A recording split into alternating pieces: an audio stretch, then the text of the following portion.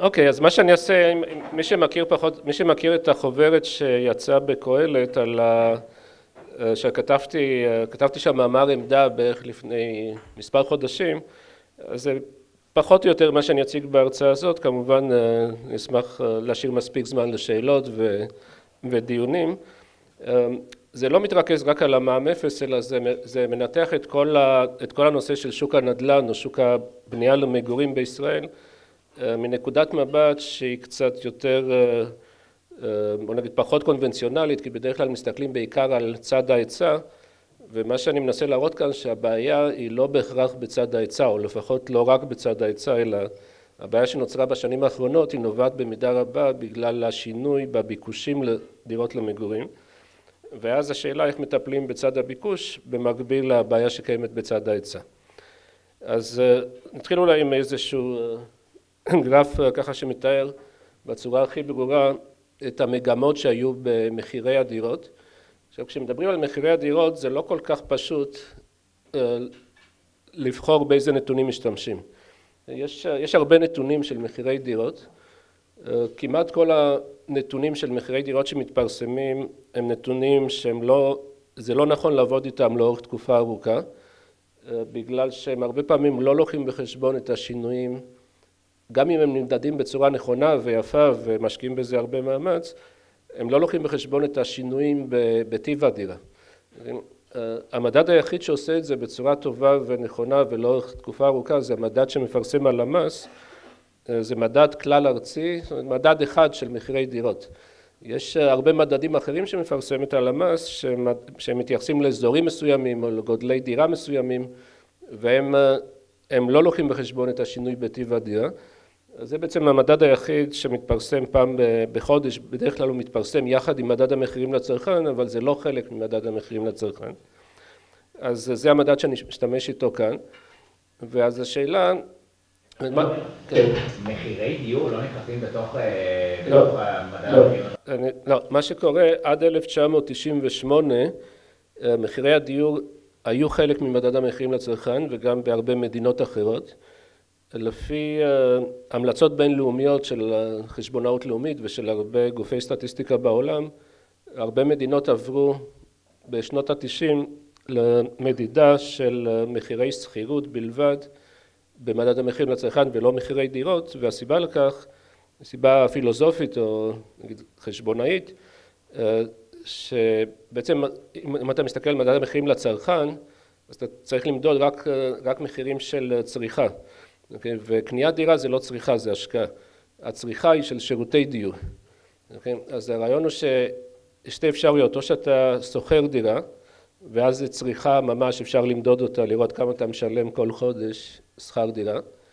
הבעיה היא שהאנשים ששוכרים דירה זה בערך 20% מהשוק, אז השאלה, מה עושים עם ה-80% האחרים? אז עד שנת 89 בדקו באמת מחירי דירות, כי אמרו, האנשים האלה לא שוכרים דירה, הם קונים דירה.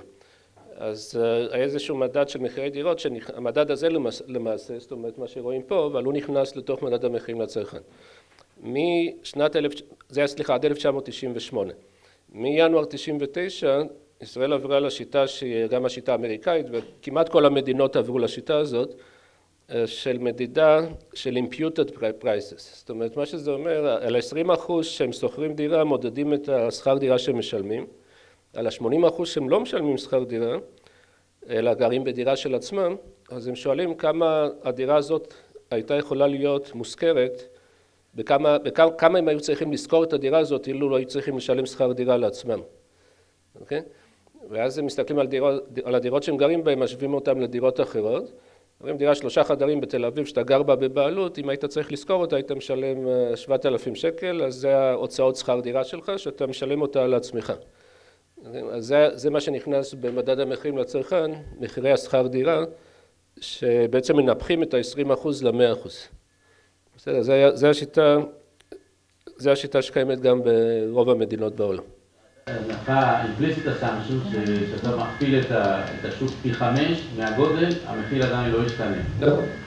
זאת אומרת, זה מניח שבשביל זה אתה צריך מסה מספיק גדולה של שוק שכירות כדי לעשות את זה. בישראל כנראה שזה די גבולי, אם היה 10%, כנראה שלא היו בוחרים בשיטה הזאת. אבל 20% החליטו שזה מספיק גדול, מדגם מספיק גדול כדי לייצג את ה... אוקיי. ואז השאלה, למה מחלקים את זה? זאת אומרת, זה המונה זה מחירי דירות, אבל מכיוון שלא מדברים על משהו נומינלי אלא ריאלי, אז השאלה למה מחלקים את מחירי הדירות כדי לקבל מדד ריאלי. אז יש הרבה עבודות שמסתכלות על, כאילו מה זה ריאלי, אז הבחירה הטבעית זה מדד המחירים לצרכן, אבל זה לא בדיוק, כי מדד המחירים לצרכן הוא כולל רכיב דיור, שרכיב הדיור שם זה רכיב הכי משמעותי במדד, הוא בערך 24%. אז אם אתה מחלק את זה במדד המחירים לצרכן, אתה שם במכנה משהו שהוא גם שייך לשוק הדיור, וזה מעוות לגמרי את הנתונים, ואז קשה גם להשוות בין מחירי שכירות למחירי דירות, כי מחירי השכירות הם כבר במדד. בקיצור, אני חושב שהפתרון הכי נכון לזה, שיש את זה בהרבה עבודות, וגם עשיתי את זה כאן, אתה שם במכנה את מדד המחירים לצרכן ללא סעיף הדיור. כלומר, את ה-76% האחרים של מדד המחירים לצרכן, ואז אתה מקבל איזשהו יחס של מחירי דירות חלקי מדד המחירים לצרכן ללא סעיף הדיור. זה מה שאתם רואים פה, ויש פה, רואים בבירור 3 תקופות. עכשיו, פשוט המדד הזה עצמו הוא מתחיל ב-94, לפני זה היו מדדים אחרים, אז אפשר לשרשר, אבל זה התחיל בערך ב-1990, העלייה הגדולה של המחירים. עם העלייה שהייתה מברית המועצות לשעבר, העלייה שהתחילה ב-90-91, ונמשכה לאורך שנות ה-90, אבל המספרים ירדו בהדרגה, בעיקר אחרי 95, אבל 90-91 היו, נדמה לי, זה 150-200 אלף אנשים שהגיעו בכל שנה, לאחר מכן המספרים התחילו לרדת, ואז נוצר מחסור מאוד גדול בדירות. זה בא בהפתעה גם, אף אחד לא ציפה שיבואו מספרים כאלה, אז הממשלה לא הייתה ערוכה לזה, ושוק הדיור לא היה ערוך לזה, אז התחיל גל של עליות מחירים, פשוט בגלל מחסור. היה עודף ביקוש על היצע, לקח זמן עד שהדברים התחילו לזוז בשוק הנדל"ן, הופשרו קרקעות, גם הייתה בעיה לא רק של קרקעות, אלא גם של כושר בנייה. זאת אומרת, לא היו מספיק קבלנים ולא היו מספיק חברות בנייה, ולא היה מספיק ציוד הנדסי, ולא היו מספיק עובדים כדי להתמודד עם הצורך הזה. אז זה לקח כמה שנים, בהדרגה הענף הזה גדל וגדל, יותר קבלנים, יותר חברות בנייה, יותר עובדים, יותר מכונות, ואז פתאום בשנות 95-96 הייתה ירידה דרמטית במספר העולים שהגיעו, שוב בהפתעה, כי ציפו להמשך עלייה די משמעותית, ואז פתאום העולים התחילו להגיע לארצות הברית או למקומות אחרים במקום לישראל, ואז הייתה ירידה גדולה במספר העולים שהגיעו החל מ-95-96, ואז היה עודף היצע בענף. זאת אומרת, נתקעו עם הרבה מאוד קבלנים, הרבה חברות בנייה, הרבה ציוד וכו'. ואז נוצר עודף היצע שהוביל ללחץ לירידת מחירים.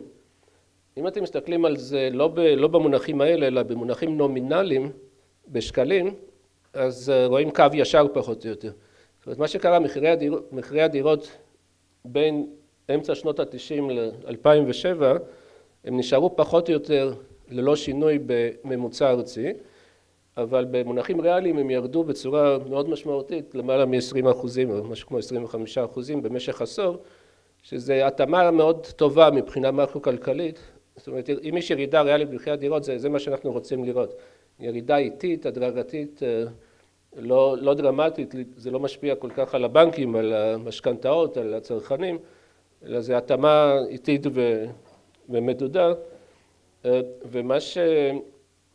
וכמובן שזה הסתיר הרבה פערים בין האזורים. They asked me to do it in Hebrew, so I asked if there is anyone. Okay.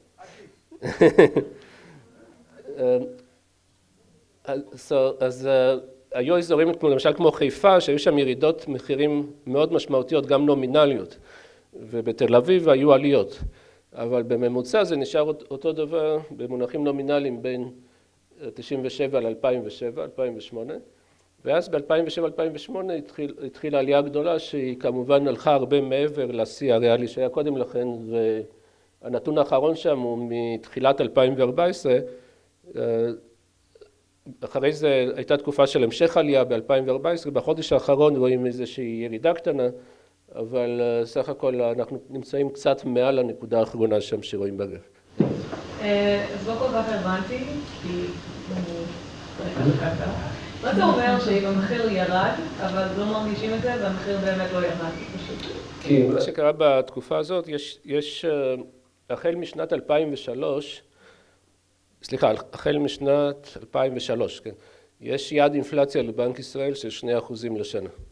הממשלה הטילה על בנק ישראל יעד אינפלציה, לעמוד ביעד אינפלציה, שכל שנה תהיה אינפלציה של 2%. אם זה אינפלציה של 1% זה לא טוב, זה נמוך מדי, ו3% זה יותר מדי. אז הם מנסים לעמוד כל הזמן ב2%. לאורך זמן, אם מודדים מה קרה מ-2003, אז באמת הממוצע הוא קרוב מאוד ל2%. אבל מהבחינה הזאת, אם מחיר של מוצר מסוים נשאר קבוע נומינלית לאורך זמן, אז זה אומר שהמחיר הריאלי שלו יחסית לכל יתר המוצרים, הוא יורד ב2% כל שנה. זה מה שקרה במשך 10 שנים ירד. עכשיו, לפני 2003 היו גם יעדי אינפלציה, אבל היו יותר גבוהים מ2%. זאת אומרת, זה התחיל מ8%, 7, 6, זה ירד ככה בהדרגה עד ל2%. אז בתקופה של סוף שנות ה-90 ותחילת שנות ה-2000 עד 2003, יעד אינפלציה היה אפילו גבוה יותר. אז הייתה אינפלציה בתקופה הזאת, כל המחירים עלו, השכר עלה, רוב המוצרים עלו, והיו כמה מוצרים שאפילו ירדו, והיו מוצרים שלא השתנו, כמו מחירי הדירות. יש שינויים בהרכב של המדד, של הסל הבסיסי, או שזה קבוע לאורך השנים? לא, זה מה שעושים שם, אם יש מתעניין במתודולוגיה הזאת, זה די מעניין, יש כמה שיטות בעולם למדוד מחירי דירות, כי דירות זה לא מוצר הומוגני, זה לא משהו כמו ליטר חלב או משהו. אז מהבחינה הזאת זה קשה למדוד בדיוק מה זה דירה, אתה רוצה למדוד שינוי לאורך זמן של המחיר של אותו מוצר. אז הדירות משתנות, כי יש שיפור באיכות של הדירות, יש סוגים שונים של דירות, יש מעליות פתאום, יש מיזוג אוויר, כל מיני דברים שלא היו קודם לך. ואז האיכות משתנה. נכון, בדיוק. נכון, זאת אומרת, זה קיים בעיקר בדברים כמו מחשבים, מכוניות. אז מה שהלשכה המרכזית לסטטיסטיקה עושה, היא מודדת דירות באותה צורה שמודדים מכוניות ומחשבים ודברים כאלה שמשתנים לאורך זמן, שהאיכות שלהם משתפרת לאורך זמן, וזה נקרא שיטה הדונית, מהמילה הדוניק, הדוניסטיק. הם בעצם שואלים כמה אנשים מוכנים לשלם יותר בשביל בניין זה, לגור בבניין זה שיש בו מעלית. נגיד, אתה לוקח בניין של 4 קומות מול בניין של 4 קומות, אתה רואה שהדירות בבניין של 4 קומות, אותו גיל, אותו דבר, יש שם מעלית, אנשים מוכנים לשלם 10% יותר. אז אומרים, מעלית שווה 10%. אותו דבר אם יש לך לובי בבניין, אנשים מוכנים לשלם 5% יותר. ואז יש להם מדד כזה לכל אחד מהדברים, כמה הוא צריך להוסיף למחירי הדירה. ואז כשמשווים בין הדירות, לאורך זמן, מסתכלים איזה דירות נמכרו החודש, איזה דירות נמכרו בחודש שעבר, ואיזה מאפיינים יש, האם לדירות שנמכרו החודש יש מעלית, לעומת הדירות שנמכרו בחודש שעבר, ועושים את ההתאמה הזאת לכל אחד בדיוק, עושים את כל התכונות מורידים, ואז נשארים עם הנטו של השינוי. בקשר למדד הכללי, המדד עצמו הוא קבוע, מוחלט, או שהוא משתנה בהתאם? הוא משתנה בהתאם לסל הצריכה כל שנתיים. לא ניתן לבצע עליו מניפולציות כדי לשמור את האינפלציה ברמה, למראית עין ברמה גבוהה? תראה, הלמ"ס זה גוף שיש מדינות של הלמ"ס שם אין מוניטין של אמינות, למשל בארגנטינה והרבה מדינות, אבל בישראל הלמ"ס יש אמינות מאוד גבוהה, בעיקר בנושא של מדד המחירים. בגלל שמדד המחירים בארץ הוא נושא מאוד רגיש, כי יש הרבה הצמדות למדד המחירים. אפילו אגרות חוב ממשלתיות, השוק האג"ח הממשלתיות, חצי מהאג"ח הממשלתיות הן צמודות למדד. אז זה מאוד רגיש, כי זה יכולה להיות שם השפעה של מיליארדים אם הם מוסיפים 0.2 למדד. אז כל הנושא של המדד המחירים בלמ"ס הוא הנושא הכי רגיש, ומשקיעים הרבה משאבים והרבה בדיקות והרבה ביקורות, אז מכל הדברים שהלמ"ס מפרסם את המדד המחירים הוא כנראה הכי אמין, בוא נגיד, מכל הדברים. וחוץ מזה, אני לא בטוח שיש איזה אינטרס ברור, זאת אומרת, כי כמו שאמרתי, יש לבנק ישראל יעד אינפלציה, אז לא ברור בדיוק מה האינטרס של ממשלה או של בנק ישראל לשנות את זה, כי הם אחרי זה אמורים לפצות על זה. אם יש לך נגיד גורם שמוסר עלייה, אם אתה מבטל אותו, אתה יכול לשמור על 2%, זה אינטרס. נכון, אבל בנק ישראל לא מפרסם את המידע, זאת אומרת, זה היה באמת טעות גדולה אם היו נותנים לבנק ישראל לפרסם את זה. אבל, זאת אומרת, יש גוף שמנסה לבצע ויש גוף שמודד את זה, זה לא אותו גוף. אוקיי, עכשיו השאלה הגדולה למה הייתה, אנחנו הבנו למה הייתה עלייה קודם לכן ולמה הייתה ירידה, אבל השאלה הגדולה היא למה הייתה עלייה החדה הזאת מ-2008 ולמה היא המשיכה הרבה מעבר אפילו לשיא הקודם. כאמור גם השיא הקודם היה משהו מיוחד כי זה אחרי העלייה הגדולה מברית המועצות, אז כנראה שהשיא הזה שאנחנו רואים ב-96-97 זה רמה לא טבעית, זאת אומרת זה רמה גבוהה יחסית בגלל העלייה הגדולה ובגלל שהשוק לא היה מוכן אז לקלוט אותה, ואנחנו רואים שעכשיו לא רק הגענו לשם אלא עברנו את זה בהרבה. אז השאלה למה זה קרה, אז התשובה הנפוצה היא בעיות בצד ההיצע. זאת אומרת, אין מספיק היצע של קרקעות, המדינה נכשלה באספקת קרקעות לבנייה למגורים, יש בעיות בתכנון, יש בעיות במכרזים, המדינה לא סיפקה את הקרקע. למה בכלל המדינה צריכה לספק את הקרקע? כי בישראל רוב הקרקעות, עד לא מזמן, למעשה כל הקרקעות היו בבעלות, 90 ומשהו אחוז מהקרקעות היו בבעלות המדינה. גם האנשים שגרו בדירה שקנו אותה לפני 30 שנה, הקרקע של הדירה לא הייתה בבעלותם אלא בבעלות המדינה, והמדינה החכירה את הקרקע לדיירים.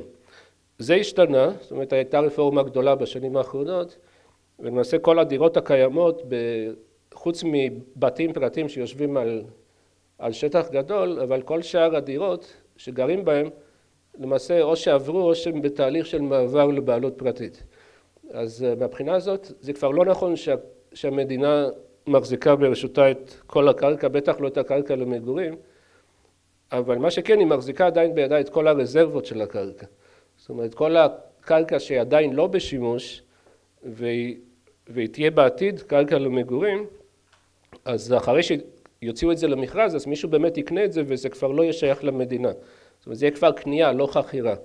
אבל כרגע, עד שמוציאים את זה למכרז, אז רוב הקרקעות במדינה והקרקעות שרלוונטיות לבנייה למגורים באזורים שהם לא בתל אביב, אבל כל האזור המרכז מסביב לתל אביב, בטח בפריפריה, עדיין המדינה, זה בבעלות המדינה.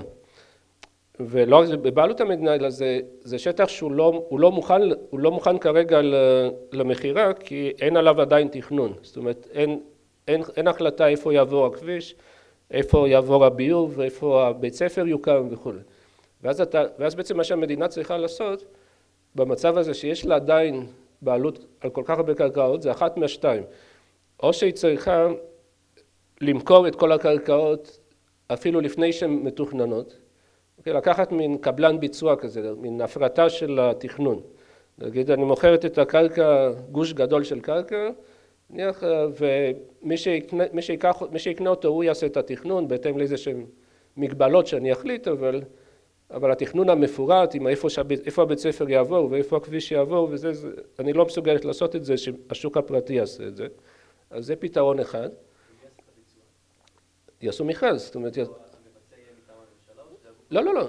תראה, זה נורא מסובך לדמיין דבר כזה, כי מה שקורה אחרי זה צריך קואורדינציה מול הרבה מאוד גופים שחלקם הם ממשלתיים. זאת אומרת, אתה צריך קואורדינציה מול משרד התחבורה, אתה צריך קואורדינציה מול הרשויות המקומיות, אז אני לא בטוח שהפתרון הזה הוא פתרון פשוט ואופטימלי, בגלל שגם מי שיקנה אחרי זה הוא יצטרך להתמודד עם הרבה גופים ממשלתיים כדי לעשות את התכנון המפורט. אבל זאת אפשרות אחת. אפשרות שנייה, זה שהממשלה תגיד, אוקיי, זה המצב, אנחנו שולטים על העתודות של הקרקע, אבל אז המדיניות האופטימלית היא שתהיה רזרבה גדולה של קרקע שהיא מתוכננת, אבל עדיין לא יצא למכרז. אוקיי, נניח מספיק קרקע לבניית 100,000 יחידות דיור. אוקיי, נניח שבשנות ה-90 היה לנו 100,000 יחידות דיור, שהיו כבר מתוכננות, ידעו בדיוק איפה הכביש יעבור, איפה הבית ספר, איפה הביוב, הכל כבר מאושר, כל התוכניות מאושרות, עדיין לא הוציאו את זה למכרז. אז ברגע שיש לך גל עלייה גדול מברית המועצות של 1,000,000 עולים, אפשר להוציא את 100,000 יחידות האלה למכרז, ותוך חצי שנה אפשר כבר להתחיל לבנות עליהם. אותו דבר בשנים האחרונות, זאת אומרת, אם יש עלייה כל כך גדולה במחיר, ויש לך 100,000 יחידות דיור כעתודה, אז אפשר להוציא את זה לשוק, ואז לספק את הביקוש המוגבר. ואז זה כמובן מקטין את התנודתיות של המחיר, וזה מספק את הדירות, זה בעצם מתאים את ההיצע לביקוש. עכשיו, מה שקרה זה שבמהלך כל העשור הזה של הירידה במחירים, המדינה לא כל כך התקדמה עם התכנון. לדעתי זה נושא שמבקר המדינה כבר חקר אותו, והרבה גופים חקרו אותו, אז אני לא יודע אם אני לא יודע אם הם הגיעו למסקנות חד משמעיות, או שיש לי איזושהי הבנה יותר מהם, אבל כנראה שהייתה פשלה ניהולית בעיקר. היה גוף מאוד לא יעיל, מאוד לא מפוקח, מאוד עם תמריצים מאוד לא נכונים, שהיה אמור לעשות את כל התכנון ואת כל השיווק של הקרקעות, והגוף הזה לא פעל כמו שצריך, והממשלה לא הכריחה אותו לעבוד כמו שצריך, וזה נמשך משהו כמו 10 שנים או אפילו יותר. ומה שקרה בתקופה הזאת, כשהמחירים התחילו לעלות, המלאי הזה של הרזרבה של הדירות היו צריכות להיות מוכנות לשיווק, המלאי הזה היה 0. זאת אומרת, המלאי הוא 0. למעשה בשנים האחרונות אין דירות שהן מתוכננות ולא יוצאות. זאת אומרת, ברגע שיש תכנון אז מיד מוצאים את זה, כן, אבל המלאי הוא 0. ואז מה שקורה בעצם ההיצע בכל רגע נתון הוא קשיח לחלוטין. בטווח הקצר, זאת אומרת, אי אפשר בטווח קצר להגדיל את ההיצע בצורה משמעותית. יש כל מיני אפשרויות להגדיל את זה, אבל לא מיד. כן? זאת אומרת, אפשר לזרז את תהליך התכנון, שזה מה שעושים בשנים האחרונות. אפשר גם לעשות כל מיני תוכניות של שיקום שכונות, למשל, פינוי-בינוי. נגיד, לוקחים שכונה בדרום תל אביב, והורסים שם את כל הבתים ומקימים רבי קומות. זאת אומרת שזה מוסיף הרבה יחידות דיור, ואפשר לעשות את זה, אבל זה גם לוקח כמה שנים. זאת אומרת, אין שום סיכוי לפנות את הדיירים ולעשות את כל החלק המשפטי ואת המאבקים ואת כל ההחלטות האלה בפרק זמן של קצר. אז זה לוקח 5 עד 10 שנים. אז יש הרבה דברים שאפשר לעשות כדי להגדיל את מלאי הדירות, הבעיה שכולם הם בטווח הארוך. אחרי כל הקיצור של כל התהליכי התכנון שעשו בשנים האחרונות, עדיין לוקח משהו כמו 6 שנים, לתכנן דירה לפני שמתחילים לבנות עליה. שוב, בגלל שיש הרבה תהליכים נלווים, יש הרבה מאוד שיקולים, יש הרבה קואורדינציה מול הרבה רשויות וכו'. גם מבחינה הנדסית, טכנולוגית, אבל גם מבחינה בירוקרטית. אז המינימום שהגיעו אליו זה משהו כמו 5-6 שנים. לפני זה, אומרים שבשיא זה היה משהו כמו 14 שנים. אז ברגע שהחליטו שאזור מסוים יהיה אזור למגורים, לקח 14 שנים עד שזה יצא למכרז לבנייה. אוקיי, אז זה המצב. עכשיו, מה שזה אומר ש... טוב עדיף לקחת שאלות עכשיו ולחכות עד הסוף. אולי משהו קצר, משהו קצר לגבי הביקוש וההיצע, ואז אני אקח שאלה. אוקיי, ואז השאלה באמת מה קרה בתקופה הזאת, וכמו שאמרתי, אני מסכים ואין על זה ויכוח שיש בעיה שההיצע קשיח. אוקיי, ההיצע קשיח. אבל זה לא אומר שההיצע לא גדל. כלומר, אפשר לראות, למשל, אני יכול להגיד שההיצע קשיח לגמרי בכל נקודת זמן, אבל הוא עדיין גדל על פני זמן. נגיד היה 100 בשנה מסוימת, 110 בשנה הבאה, 120 בשנה שאחרי זה, אבל הוא עדיין יכול להיות מאוד קשיח במובן זה שאי אפשר במהירות לשנות את 100 או את 110 ולא משנה מה קורה. אז זה לדעתי מה שקרה, כי כשאני מסתכל על ההיצע עצמו, אוקיי? כשאני מסתכל על ההיצע עצמו, מה שאני רואה פה זה איזשהו מדד למטרים מרובעים של דירות מגורים לנפש. אוקיי? ואני רואה שהשטח המגורים לנפש בפועל גדל כל שנה, אפילו בצורה יפה. זאת אומרת, חוץ מ-2009 נגיד שזה היה קיפאון, בכל שנה זה גדל, זה גדל סך הכל משהו כמו למעלה מ-20%, או בערך 20% תוך 7 שנים, זה לא מעט. זאת אומרת, היה גידול של שטחי הדירות בישראל למגורים בשנים האלה. זה לא שהיה קיפאון או שזה ירד. אז ההיצע התרחב אפילו לנפש, זאת אומרת לא רק בצורה אבסולוטית. ואם אני מסתכל על דברים אחרים, למשל על סיומי בנייה, גם כן סיומי בנייה יפים, וזה אפילו הואץ בשנים האחרונות, כך שאי אפשר להגיד שמלאי הדירות או מלאי הבנייה למגורים לא גדל. ולכן זאת דרך אחת לראות את זה. הדרך השנייה שאני חושב שהיא יותר יפה, זה להסתכל מה קרה למחירי הדירות יחסית למחירי השכירות. אוקיי? אם היינו במצב שההיצע לא גדל או שההיצע ירד, ויש מחסור גדול בדירות, אין איפה לגור לאנשים, זאת אומרת אין מספיק מטרים של דירות שאנשים יגורו בהם, זה דרך אגב מה שקרה בתחילת שנות ה-90, כשבאו העולים מברית המועצות, אז לא היו מספיק שטחים לגור בהם. ומה שראינו שגם מחירי הדירות וגם מחירי השכירות עלו חזק. מה שרואים עכשיו זה שמחירי השכירות לא כל כך עלו. זאת אומרת הם עלו, אבל מבחינה נומינלית הייתה עלייה מתונה, הם עלו בקצב הרבה יותר איטי מאשר מחירי הדירות. Okay? זאת אומרת, אם הייתה לי בעיה בצד ההיצע, הייתי מצפה שגם מחירי השכירות וגם מחירי הדירות יעלו פחות או יותר אותו דבר. ומה שאנחנו רואים פה, שהייתה עלייה דרמטית של היחס בין מחירי הדירות למחירי השכירות. במילים אחרות, יש מספיק דירות לגור בהם, אבל אין מספיק דירות לאנשים שרוצים לקנות דירה, או לרכוש דירה, או להשקיע בדירה. מי שרוצה לגור בשכירות, הוא יכול לעשות, יש מספיק דירות שהוא יכול לגור בהן בשכירות, והוא יכול לעשות את זה במחיר ריאלי די דומה לזה שהיה ב-2007. מי שרוצה לקנות דירה, אין מספיק דירות והוא צריך לשלם הרבה יותר בשביל לקנות דירה. מה זה אומר? שיש הרבה יותר אנשים שרוצים לקנות דירה עכשיו, או לפחות רוצים לקנות דירות הרבה יותר גדולות, מאשר הרצון של אנשים לקנות דירה ב-2007. מה שזז זה לא היצע אלא הביקוש. עכשיו השאלה למה מחיר עלה כל כך, וזה עקומת היצע וזה עקומת ביקוש. בסדר? וזה הנקודת שיווי משקל של המחיר. עכשיו, ברגע שהביקוש זז, מאיזושהי סיבה, או שבאו מיליון עולים או כל סיבה אחרת, אז עקומת הביקוש זזה ימינה ולמעלה, בסדר? ונקודת השיווי משקל החדשה היא כאן, ואז המחיר עולה מפה לפה. בסדר? את פה זוכרים את ה... עכשיו בואו נסתכל על אותו דבר.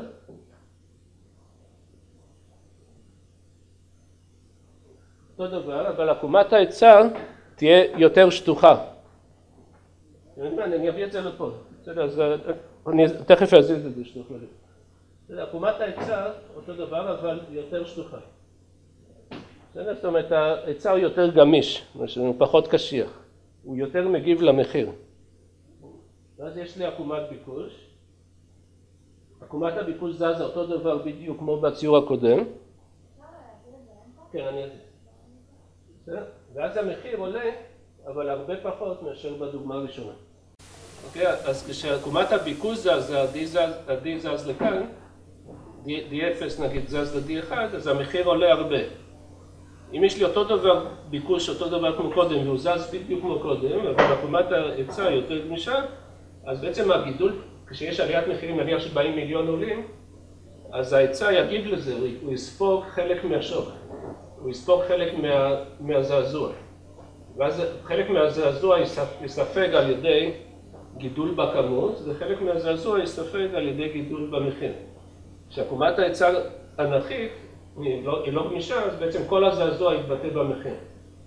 אז בגלל זה אני אומר שכשאומרים שהבעיה בצד ההיצע, זה איזושהי הטעיה, כי ההיצע זה לא שההיצע קטן. או שאין מספיק היצע. הבעיה היא שההיצע הוא קשיח, זאת הבעיה. זאת אומרת, אם היה אפשר לייצר את הרזרבה הזאת של 100,000 דירות, אז כל הבעיה עכשיו לא הייתה קיימת.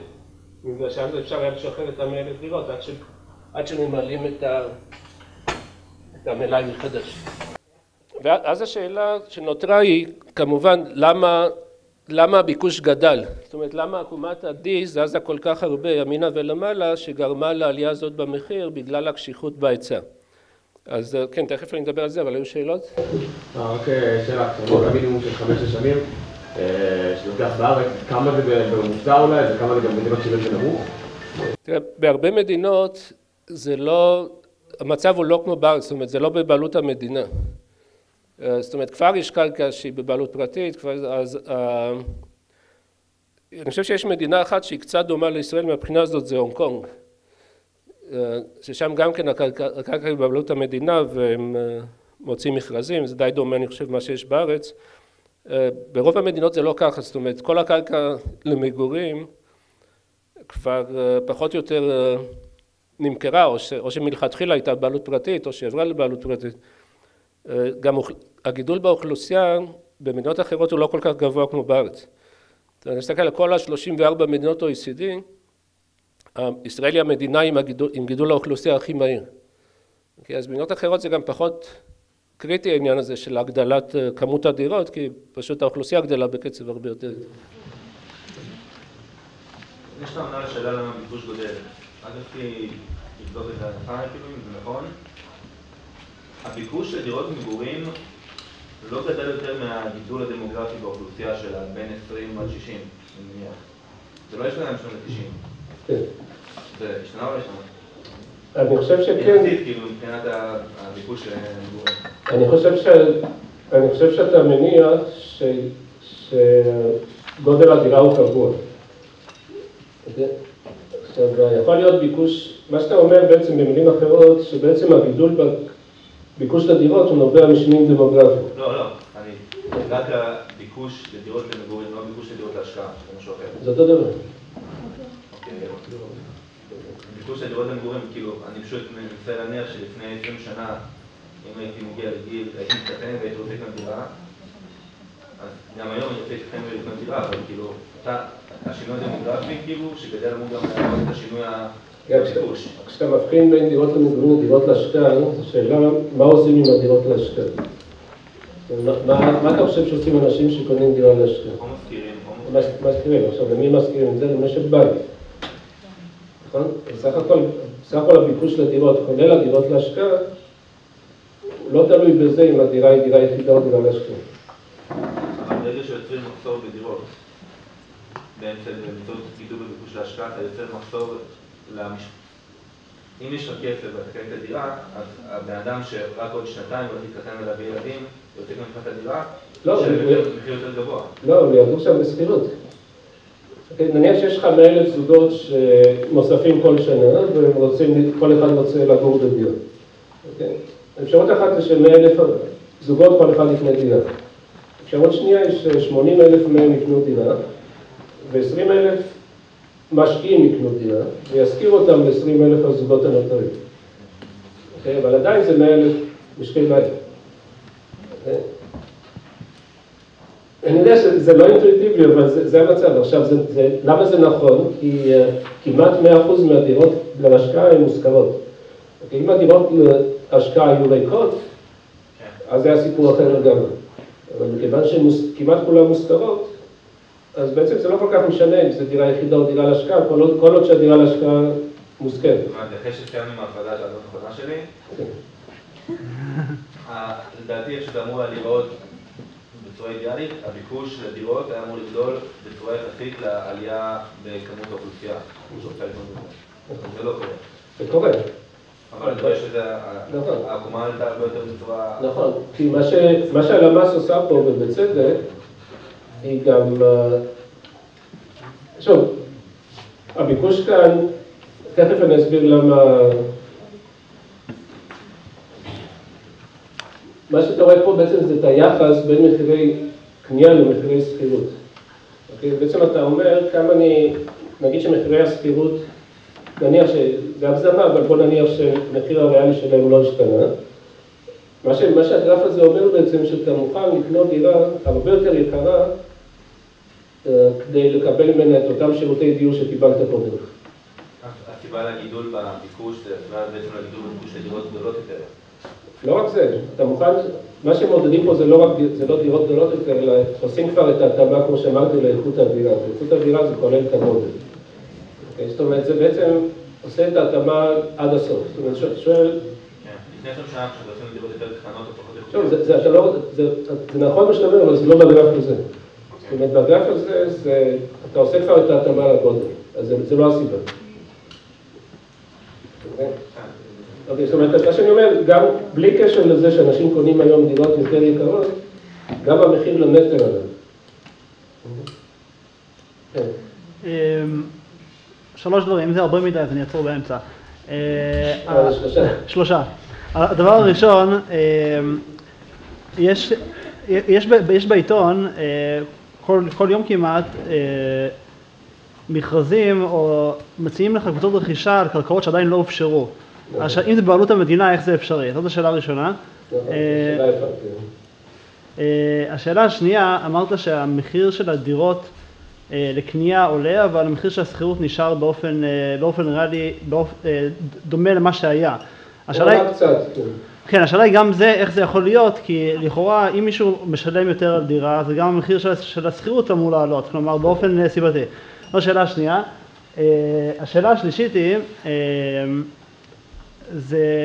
קראתי פוסט בפייסבוק לא מזמן של חיים לוינסון, הכתב של הארץ, והוא כתב שם שהוא מבין את העניין שהוא יכול לשכור דירה אבל לא לקנות אותה, אבל מבחינתו לקנות דירה זה סוג של כמעט כמו ביטוח חיים.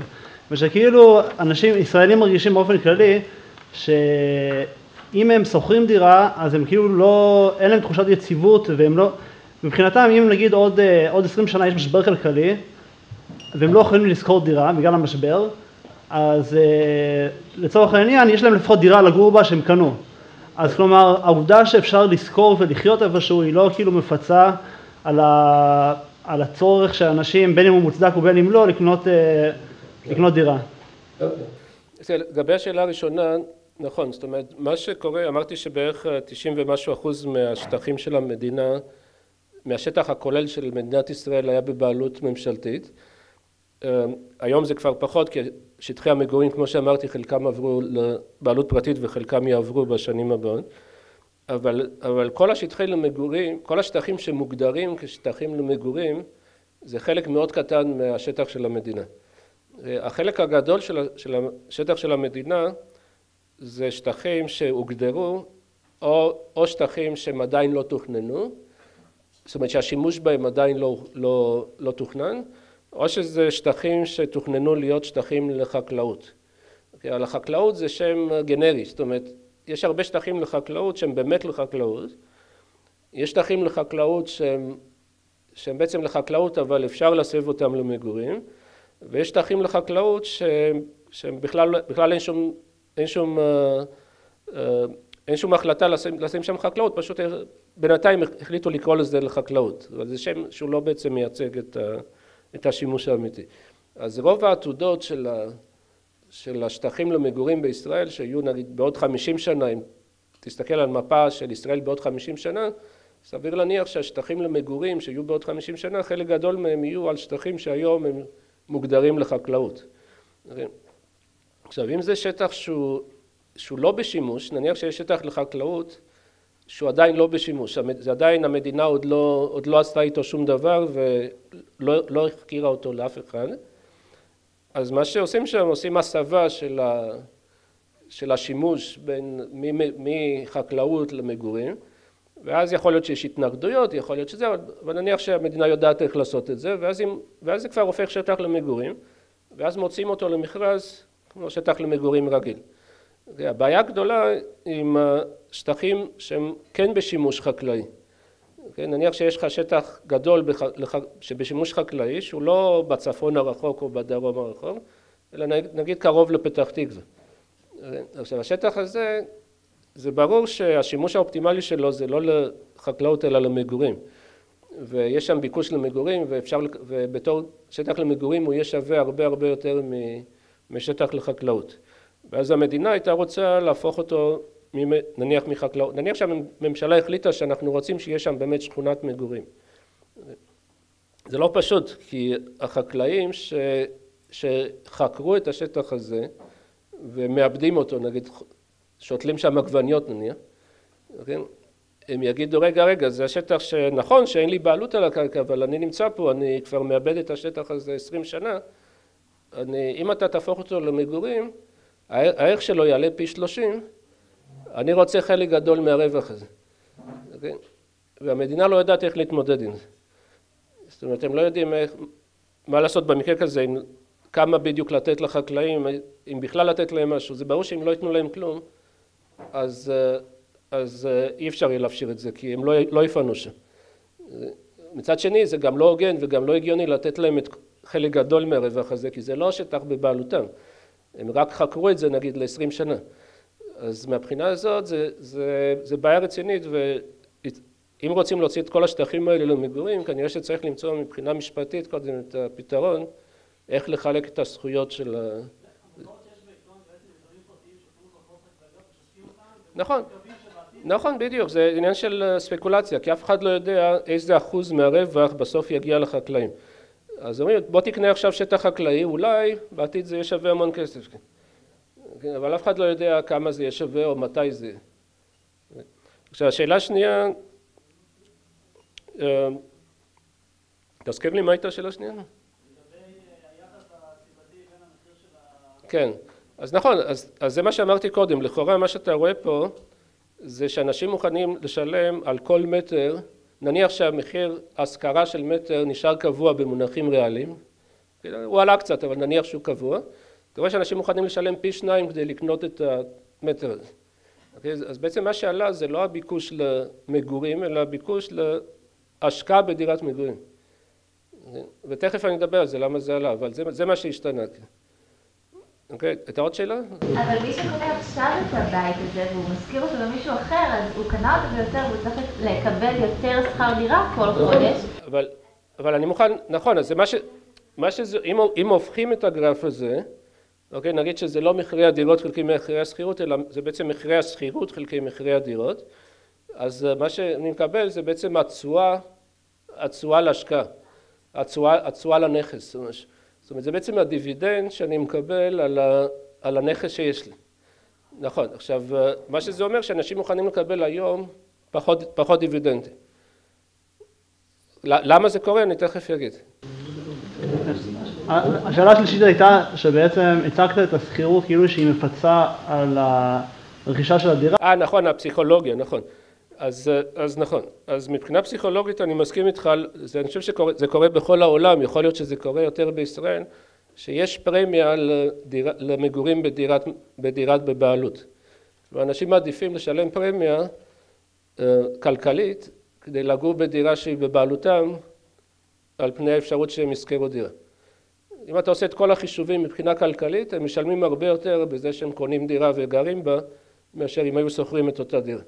אם אתה עושה את ההיוון של המשכנתא ואת כל שאר הדברים, זה שאומרים, טוב, בעוד 30 שנה עדיין תישאר לי דירה ביד וככה לא יישאר לי כלום, אם אתה יודע לעשות את ההיוון ולעלות בחזקת 1/30, אתה מבין שזה כמעט שום דבר, זאת אומרת, הטיעון הזה הוא לא רציני. מצד שני, אף אחד לא משלם משכנתא דומה למה שהוא היה משלם שכר דירה, אלא יותר, ובנוסף לזה הוא שם חצי מהסכום של רכישת הדירה, הוא שם קש, שזה בכלל, הוא שם הון עצמי, זאת אומרת, אם אתה מחבר את כל הדברים ביחד, יוצא שאתה משלם הרבה יותר על רכישת דירה מאשר על שכירת דירה. עכשיו, מה שאתה אומר שאנשים עושים את זה בגלל כל מיני סיבות אחרות לא כלכליות. עכשיו, זה נכון, אז יש פרמיה, אבל השאלה, למה זה השתנה כל כך? זאת אומרת, אני חושב שהשאלה אם קרה משהו שאנשים, הפרמיה הפסיכולוגית הזאת היא הרבה יותר גבוהה ב-2014 מאשר הייתה ב-2009, לא נראה לי, זאת אומרת, לא סביר שהטעמים הפסיכולוגיים האלה השתנו בצורה כל כך דרמטית ב5 שנים. אז סביר להניח שבישראל באמת הפרמיה הזאת היא משמעותית, אבל לא בטוח שזה השתנה דווקא בתקופה הזאת. במילים אחרות אתה אומר שכל כלכלן רציני בארץ אמור לגור בשכירות ולא לקנות את הדירה שלו. כן.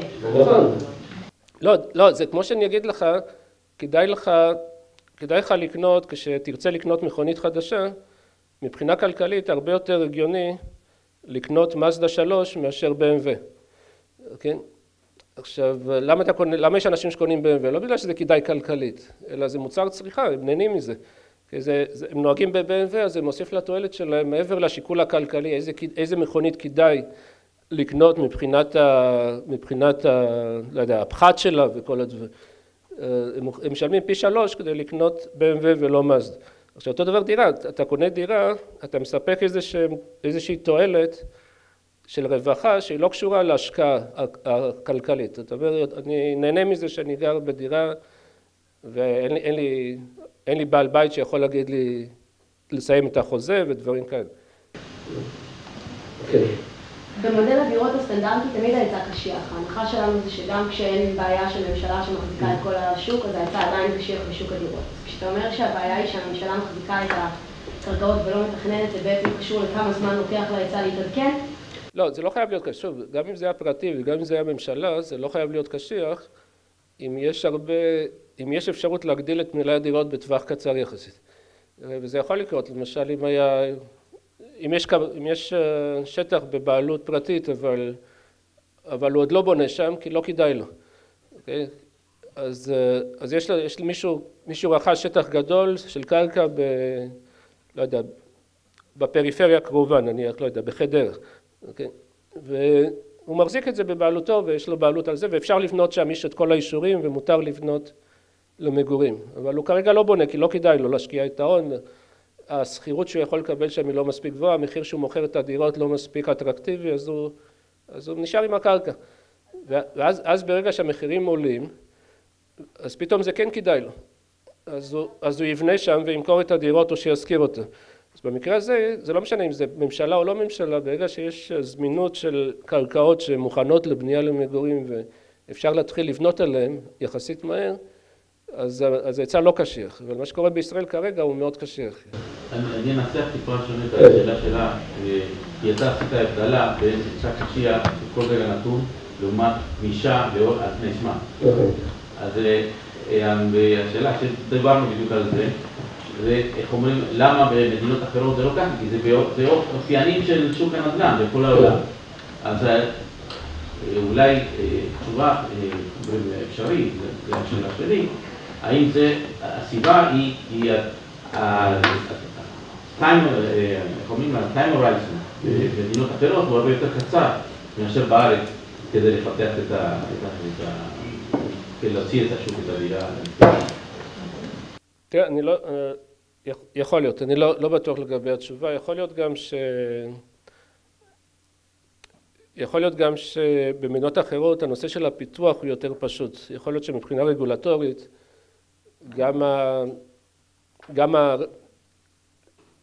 גם היכולת לבנות דירה או להוציא את זה מהר לבנייה, יכול להיות שהיא הרבה יותר פשוטה, אני לא מכיר מספיק את זה. רגע, עוד משהו אחד, יכול להיות שבישראל גם מדינה הרבה יותר צפופה. זאת אומרת, אם אתה מסתכל אפילו כולל הנגב, ישראל היא בין 3 המדינות הכי צפופות ב-OECD. ממש, זאת אומרת, 3 המדינות הן מאוד דומות אחת לשנייה, זה הולנד, דרום קוריאה וישראל. ואם אתה מוציא את הנגב, נגיד, בהולנד אין מדבר, אז אם אתה מוציא את הנגב, אתה נשאר עם חצי זה אומר שהצפיפות היא פי 2 מאשר בהולנד. זאת אומרת, המדינה הכי צפופה, אז מהבחינה הזאת גם אין לך הרבה מרווחים, אין לך עתודות מאוד גדולות, ויש לך מרחקים קצרים בין המקומות, ומבחינת התכנון עצמו הוא הרבה יותר מסובך בישראל, כי אתה נתקע כל הזמן ברשויות אחרות. העלית מקודם את הגרף הזה של השלמת בנייה, נכון? ובהקשר הזה של כמה מהר הדירות שיוצאות בשוק, אני שמעתי טענה שהקבלנים בונים את הדירה, מביאים אותה כמעט עד הסוף, מחזיקים אותה אצלם עוד איזה שנה, שנתיים, כדי שהמחירים יעלו ואז מוציאים אותה החוצה. יכול להיות שמה שהראית של השלמת דירות זה בעצם איזשהו מצב שבו הקבלנים אמרו טוב, כאילו, ובגלל שאין הגבלות על כמה זמן לוקח להם לבנות. לא כל כך, זאת אומרת, זה מה שהיה לפני כמה שנים אולי, כשהם באמת ציפו שהמחירים יעלו, אז, וגם המגבלות על הבנקים היו יותר קטנות, אז הם יכלו להרשות לעצמם יותר לעשות את זה. זאת אומרת, כשאת חושבת על קבלן, בעצם יש לו 2 אפשרויות. אפשרות אחת זה לבנות בניין, לקחת הלוואה מהבנק, לבנות בניין, לגמור אותו, ואז למכור את כל הדירות. זה אומר שהוא צריך לספוג את העלות של האשראי במהלך כל הבנייה, וגם לקחת סיכון, כי הוא לא בטוח שהמחירים יעלו או ירדו, אבל אז הוא מוכר את זה במחיר מלא. אפשרות שנייה זה שהוא יתחיל לבנות וימכור את זה כבר בהתחלה. ימכור את זה למישהו שיקנה את הדירה על פי התוכנית, ואז הוא יקבל את הדירה עוד 1.5 שנה. אוקיי, עכשיו, כשהוא עושה את זה, אז אין לו את הסיכון של הירידת מחירים, ואין לו את העלות של האשראי, אבל הוא צריך לתת הנחה גדולה. זאת אומרת, הוא יכול למכור הרבה יותר ביוקר אם הוא מחכה לסוף מאשר הוא מוכר בהתחלה. עכשיו, חלק מההחלטה הזאת זה כמה קל לקבל אשראי מהבנקים, וחלק מההחלטה זה מה הוא צופה לגבי מחירי הדירות. אוקיי, אם הממשלה אומרת כל הזמן, אנחנו נוריד את מחירי הדירות, אנחנו נעשה את כל מה שצריך והמחירים של הדירות ירדו, נגיד שר השיכון אומר, אני בטוח שבשנה הבאה המחירים ירדו ב-30% לפחות, אוקיי? ונניח שקבלנים מאמינים לזה, אם קבלן מאמין לזה, אז הוא יבחר רק בדרך השנייה, הוא לא ימכור אף דירה בסוף, הוא ימכור את כולם בהתחלה, כי הוא לא רוצה לקחת סיכון שהמחירים ירדו. אז תלוי בהרבה בציפיות, אבל כעיקרון הם יכולים לשחק עם זה. עכשיו, מה שקורה בשנים האחרונות דווקא, הם לא כל כך מחכים, זאת אומרת, עכשיו הם נתקעו עם דירות בגלל המע"מ אפס, הייתה ירידה ברכישות, ואז הם נתקעו עם דירות שלא הצליחו למכור במהלך כל הבנייה. אבל בדרך כלל הם מעדיפים בשנים האחרונות למכור בהתחלה יחסית. אולי נתקדם קצת, ואז זה כדי לוודא שזה. אני מוכרח לענות את השאלות בסוף, כי אותי שלא כלכלן זה זורק למקומות אפלים. בסדר. אוקיי, אז מזה אני לומד שהיה גידול כנראה בביקוש לרכישת דירות, או יותר נכון להשקעה בנכס שמניב תשואה נתונה, אני מוכן לשלם עכשיו הרבה יותר כדי להשקיע בנכס הזה, והשאלה מה יכול להסביר את זה, אז ההסבר המרכזי אני חושב זה הריבית, אוקיי? יש לזה שתי סיבות, הסיבה הראשונה שנותנים בדרך כלל זה שהנכסים האלטרנטיביים מניבים ריבית יותר נמוכה, זאת אומרת אם אני משקיע באג"ח, בדוגמה הזאת עם הדיבידנדים זה דווקא דוגמה טובה, כי אם אני משקיע באג"ח היום אני מקבל ריבית הרבה יותר נמוכה מאשר ב-2007. אז אם זה השקעה אלטרנטיבית באג"ח או בדירה, אז אני אבקש גם תשואה יותר נמוכה על דירות, כי באיזשהו מקום יש ארביטראז'. אני חושב שההסבר הזה הוא פחות טוב, זאת אומרת, זה הסבר נכון, אבל הוא מניח שיש תחלופה מושלמת בין אג"ח לדירות, לדעתי דירות יותר דווקא, יש להם תחלופה עם מניות ולא עם אג"ח.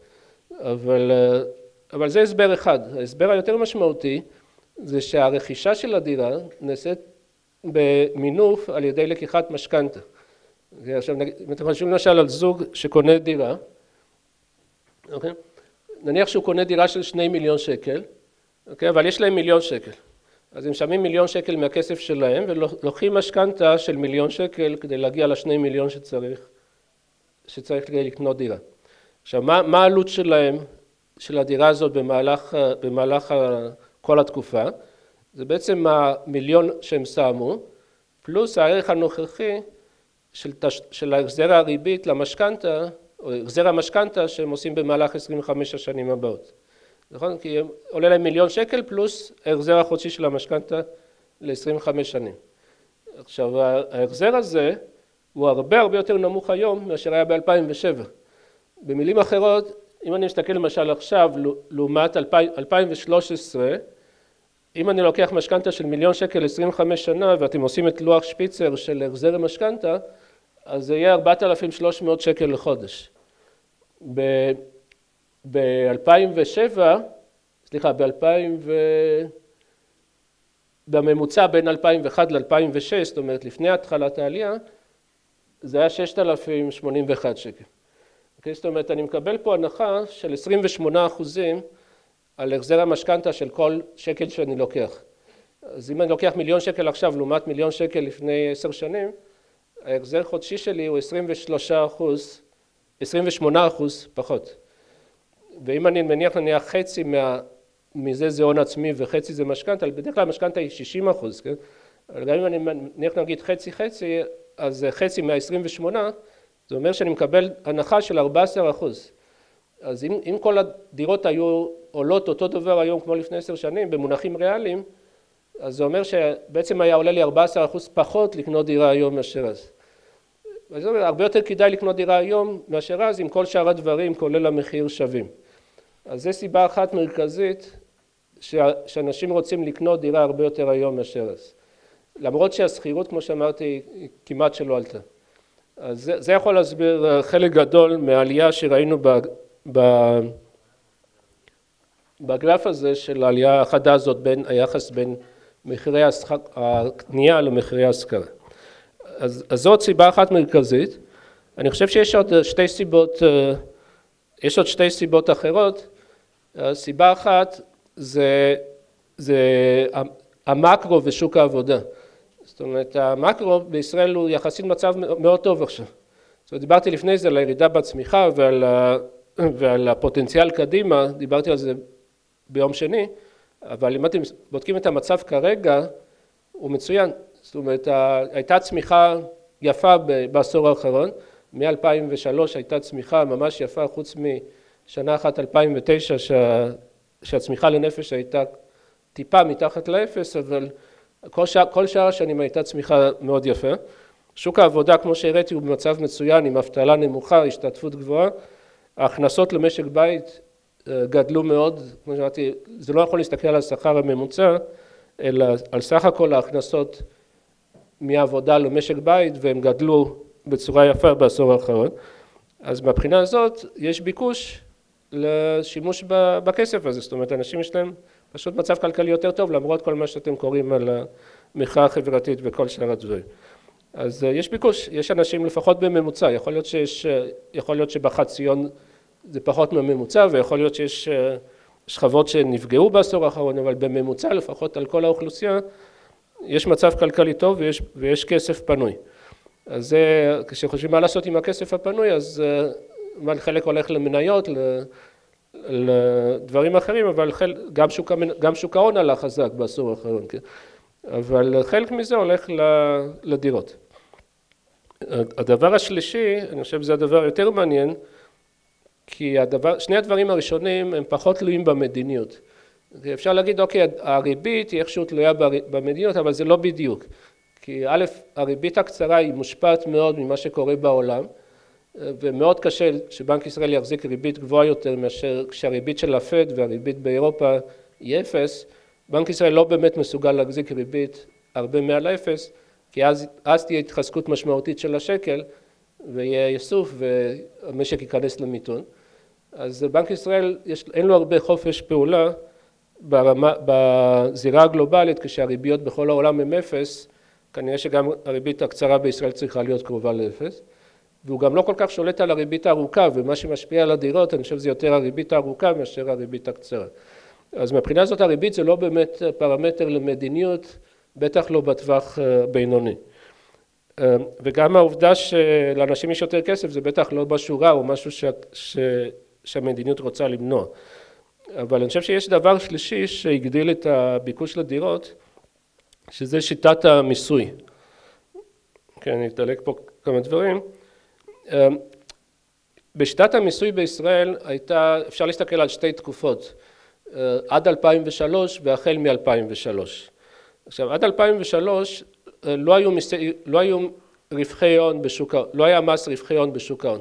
זאת אומרת, מישהו קנה מניות או קנה אגרות חוב, והערך שלהם עלה, כשהוא מכר אותם הוא לא שילם שום מס.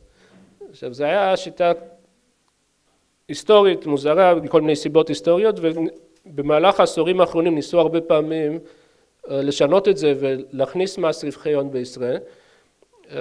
כל הזמן נכשלו, רבין ניסה את זה בשנות ה-90 כמה פעמים, ניסו לפני זה עוד, בסוף כן הצליחו לעשות את זה פעם ראשונה ב-2003.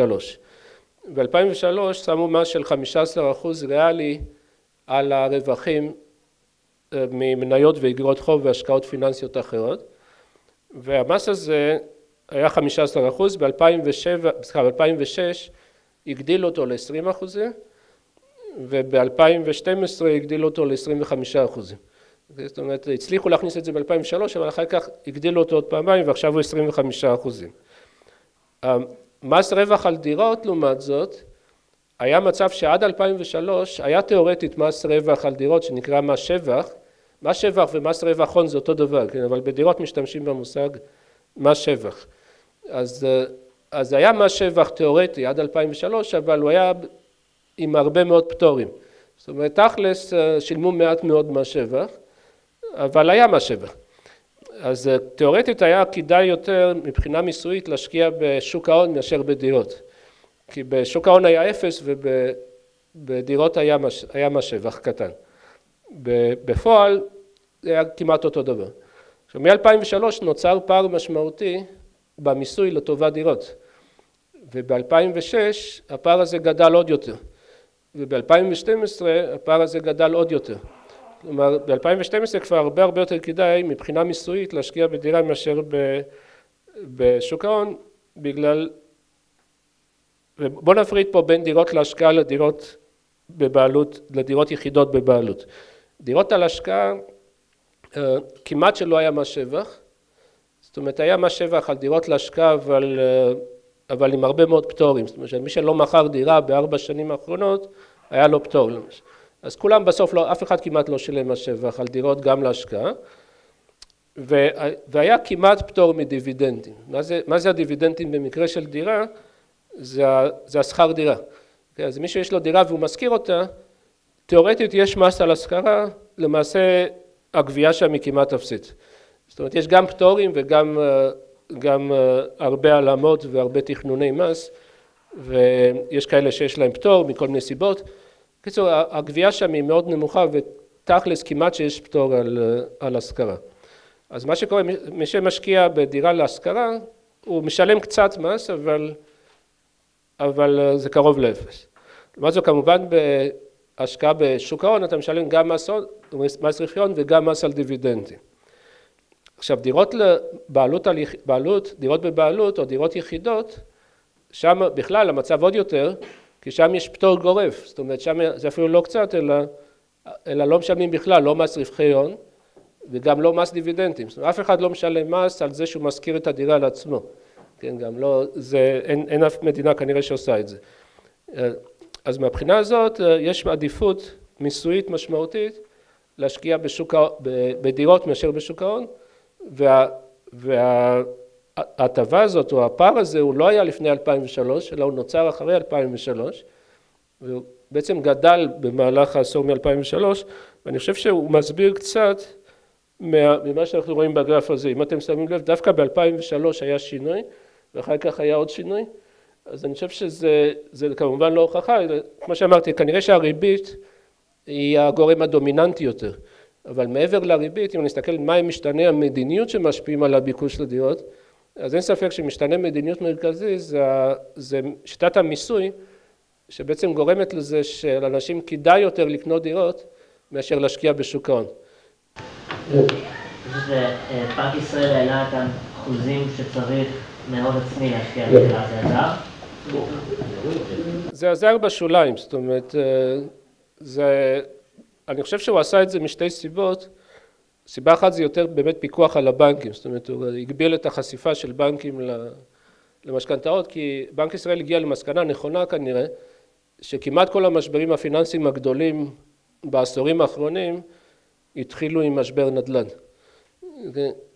ראינו את זה בארצות הברית כמובן, בבריטניה בשנים האחרונות, אבל בכלל אתה מסתכל על העשורים האחרונים, החלק גדול מהמשברים במערכת הבנקאית התחילו ממשבר נדל"ן. אז או שיש חשיפה לבנקים לקבלנים, או שיש לה חשיפה ללוקחי המשכנתאות, ואז אם יש ירידה גדולה במחירי הדירות ואבטלה גדולה, אז אנשים לא יכולים להחזיר את המשכנתאות, או שהקבלנים פושטים רגל, ואז יש משבר בנקאי. אז הם עשו את זה גם מבחינת חשיפה של המערכת הבנקאית, אבל כנראה שהם הלכו מעבר לזה, זאת אומרת, הם הכניסו גם מגבלות שהם לא רק מסתכלים על המצב של בנק מזרחי או בנק הפועלים, אלא ניסו על ידי זה להקטין את מחירי הדירות. זה לא כל כך הצליח. אבל כנראה שזה כן הצליח במובן זה שהם עכשיו יותר בטוחים שאם המחירי הדירות ירדו, אז הבנקים לא יפשטו רגל. אבל זה לא כל כך עזר למחירי הדירות עצמם. אתה אמרת לגבי המיסוי, שזה אחת הסיבות לעלייה בביקוש לדירות. אני לא יודע כמה זה אמור לשנות, בגלל שגם אם אתה... השינוי בשיטת המיסוי לא נראה שיכול להשפיע על הביקוש, בגלל שברגע שאתה מראה את המס בדירות, השקעה נניח, בשביל לפגוע בבעלי הדירות, הם יכולים לגלגל את זה הלאה לשוכרים, כלומר לעלות במקביל את השכירות. לכן לא נראה שזה אמור להשפיע בכלל על הביקוש לדירות. נכון, אבל כמו שאמרתי, אני אישית לא מבחין כל כך בין דירות להשקעה לדירות בבעלות. זאת אומרת, אם מישהו קונה דירה לשימוש עצמי, אני רואה את זה בעצם כשתי החלטות. החלטה אחת זה להשקיע בנכס, והדירה השנייה זה להשכיר את הנכס הזה לעצמך. 75% מהשוק בארץ זה שוק של דירות לשימוש עצמי. כשאתה מדבר על המיסוי ועל זה, מה שאתה אמרת זה נכון, בטווח הארוך חלק מהמיסוי הזה מגולגל לסוחרים וזה, אבל כל זה משפיע על 25% מהשוק. אבל זה לא כלי שיכול בעצם, זה לא כלי אגרסיבי? זה מה? עלייה במיסוי הדירות. לא, מאוד פרוגרסיבי. פרוגרסיבי, אבל הסוחרים מתנאים את זה. טוב, השאלה מה הגמישויות שם, אבל אם אתה מניח ש75% מהסוחרים זה אנשים שיש בבעלותם דירה, אז לא. מהסוחרים? כן. גם של סוחר כדירה. זה מה שאמרתי קודם, כי הוא סוחר את זה מעצמו. זאת אומרת, 75% מהסוחרים גרים בדירה של עצמם. אז אם אתה מניח שזה משפיע בכל הזכות, זה ישפיע גם עלינו. אין סיבה שיהיה ארביטראז'. והייתה לי עוד שאלה שרציתי לשאול כבר לפני זה. אתה אמרת לנו שיותר משתלם לפתור מאשר לרכוש דירה מבחינת מימון, כיוון. לא, יותר משתלם מאשר לפני 10 שנים. עכשיו, רגע. כן. אבל הבעיה היא שאולי המחירי שכירות הם יותר נמוכים מהמחירי משכנתא, אבל בטווח הרחוק, אם אתה בוחר לבחור במשך כל תקופת החיים שלך, תקופת החיים זה גדלה. ב-80 שנה צריך גם להקדיש חלק מהכסף שלך לקרן, נכון, מה שאמרתי, היום אתה יכול לקחת משכנתא ל-30 שנה, נתתי פה דוגמה של 25, אבל תכלס אתה יכול לקחת גם ל-30 ונדמה לי אפילו ל-40. כי יש אג"ח ממשלתיות ל-40 שנה, אז זה בעצם פתח את השוק למשכנתאות, גם כן הם יכולים לחסות את עצמם מבחינת אג"ח ממשלתיות, אז אפשר לתת משכנתאות ל-35-40 שנה, אז אתה יודע בדיוק מה ההחזר החודשי שלך במשך 40 שנה. עכשיו, אתה אומר, אוקיי, עוד 40 שנה, אני לא יודע מה יהיה, אבל אתה עושה את הדיסקאונט, מה יהיה בעוד 40 שנה עכשיו, והשווי של זה הוא אפסי. זאת אומרת, מבחינת היוון. זאת אומרת, אתה לא צריך, לא כל כך אכפת לך מה יהיה עוד 40 שנה. כי כל שקל בעוד 40 שנה הוא שווה 2 אגורות עכשיו. אבל בשביל שתוכל לזכור דירה בגיל 80 או 90, צריך מעכשיו להשקיע... כן, אבל... נכון, אבל אתה צריך להשקיע מעט מאוד, כי התקופה היא כל כך ארוכה, שההיוון הוא מאוד משמעותי. מה אתה יכול להשקיע, שבאמת הכסף שלך דבר שלא... מבחינת ביטחון, אני מסכים איתך, כן, אבל זה אותו דבר, זאת אומרת, אותו מה שאמרתי קודם, זאת אומרת, זה אני מסכים איתך שיש כמה סיבות, זה גם פסיכולוגיות, גם הקטנת סיכונים אולי, שאנשים מעדיפים לקנות דירה ולא לזכות. רק אמרתי שזה אני לא בטוח שהשתנה כל כך ב5-6 שנים האחרונות. לא, שזה לא השפיע על זה. רציתי לשאול, דבר ראשון, דיברת על כמה סיבות שיכולות לגרום לדיווח שוק הנדל"ן, רציתי לשאול על זרימת הון זר, שיכול נגיד לגרום להיגרם לאנטישמיות נגיד ברחבי העולם, שגורמת לזרימת כספים. אז באמת הייתה תקופה, בוא נגיד, מדברים על זה, מבחינה מספרים, כנראה שזה לא משהו כל כך משמעותי. הייתה תקופה שדיברו על הצרפתים שקונים דירה נוספת בתל אביב. ושוב, שאלה מה עושים עם הדירה נוספת? אם היא דירה שהיא מושכרת, אז זה לא כל כך משנה. אבל אמרו שהם קונים דירה שהרבה פעמים היא ריקה. אז זה יכול להשפיע, אבל כנראה שזה לא מספרים מאוד גדולים. זאת אומרת, הסתכלו על הרכישות. בקיצור, היה איזה שנה-שנתיים לפני כמה שנים, שאמרו שבגלל זה מחירי הדירות עולים, ואחר כך הם הפסיקו לקנות, ובכל זאת המחירים המשיכו לעלות, אבל כנראה שזה משהו די שולי, אבל זה היה קיים. בעיקר לפני כמה שנים היה גידול ברכישה של צרפתים, בעיקר דירות קרוב לחוף הים בתל אביב. עכשיו מדברים על האזרחים האמריקאים, שבגלל, אתם יודעים מה זה הפתקה? שמעתם את המונח פתקה? זה נושא נורא מורכב ומסובך, אבל בקיצור מה שקורה, ממשלת ארצות הברית מאלצת את כל הגופים הפיננסיים בעולם למסור לה דיווחים על חשבונות בנק של אזרחים אמריקאים. ומאלצת ממש, זאת אומרת, היא בעצם נותנת להם הרבה אפשרויות, אבל מי שלא עושה את זה, הוא כבר לא יכול לעשות עסקים עם בנקים בארצות הברית ודברים כאלה.